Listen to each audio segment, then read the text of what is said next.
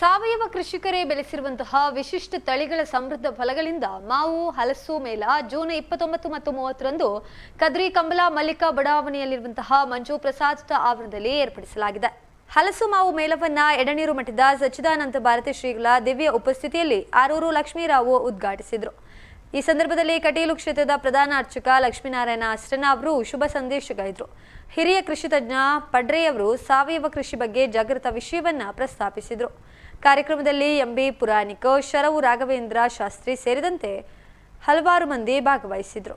ನಮೋಸ್ತುತೆ ಶುಭಂ ಕರೋತು ಕಲ್ಯಾಣಂ ಆರೋಗ್ಯಂ ಸುಖ ಸಂಪದಃ ದ್ವೇಷ ಬುದ್ಧಿ ವಿನಾಶ.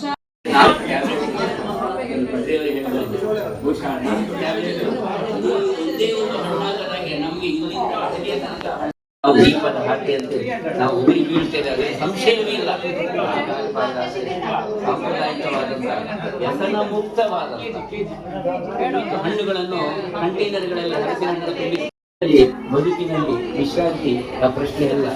ಆದರೆ ಕರ್ತವ್ಯದ ಜೊತೆಗೆ ಬದ್ಧತೆಯೊಂದಿಗೆ ಇಂದಿನ ಪಾರಂಪರಿಕ ಜೀವನ ಹೇಗೆ ಬರೆದಿತ್ತು ಪ್ರಾಚೀನದಲ್ಲಿ ಹಾಗೆ ಇರಬೇಕು. ಸಂಸಾರದಲ್ಲಿ ಹಕ್ಕಿ ಅಂಗಳದಲ್ಲಿ ಬಂದು ಕೂತಂತೆ ಆ ಕ್ಷಣ ಹಾಗಿದಂತೆ ಬದುಕು ಅಷ್ಟೇ. ಆದರೆ ಅದರ ಜೊತೆಗೆ ಈ ಬದುಕನ್ನು ಪ್ರಯೋಗಶಾಲೆ ಮಾಡುವ ಅವರು ಬಾಲ್ಯಕಾಲದಲ್ಲಿ ಶ್ರಮ ಜೀವನದೊಂದಿಗೆ ಇಲ್ಲಿಂದ ಅಲ್ಲಿಗೆ ಹೋಗಿ ಅಲ್ಲಿ ಹೋಟೆಲ್ ಉದ್ಯಮ ಮಾಡಿ ಉಡುಪಿ ಇಂಟರ್ನ್ಯಾಷನಲ್ ವ್ಯವಸ್ಥೆ ಮಾಡಿ ಅಂತ ದೊಡ್ಡ ಹೋಟೆಲ್ ಉದ್ಯಮವನ್ನು ಕಟ್ಟಿ ಕುವೈಟ್ ಎಲ್ಲ ಕಡೆಗಳಲ್ಲಿ ಮಾಡಿ ತನ್ನ ಹುಟ್ಟೂರಲ್ಲೂ ಒಂದು ಹೋಟೆಲ್ ಮಾಡಬೇಕು ಅಂತ ಹೇಳುವಂತ ನೆಲೆಯಿಂದ ಅವರು ಇಲ್ಲಿ ಬಂದು ಇವತ್ತು ಎರ್ಮಾಳು ಜನಾರ್ದನ ದೇವಸ್ಥಾನದಲ್ಲಿ ಉಡುಪಿ ಇಂಟರ್ನ್ಯಾಷನಲ್ ದೊಡ್ಡ ಹೋಟೆಲ್ ನಮ್ಮ ಮಕ್ಕಳಿಗೆ ಬದುಕಿಗೆ ಡಾಕ್ಟರ್ ಸೊರಕೆ ಅವರಿಗೆ ಸೇವಾ ಕ್ಷೇತ್ರದ ಗುರಿಯಾದರೂ ನಮ್ಗೆ ಎಲ್ಲೋ ಬೋಧನೆ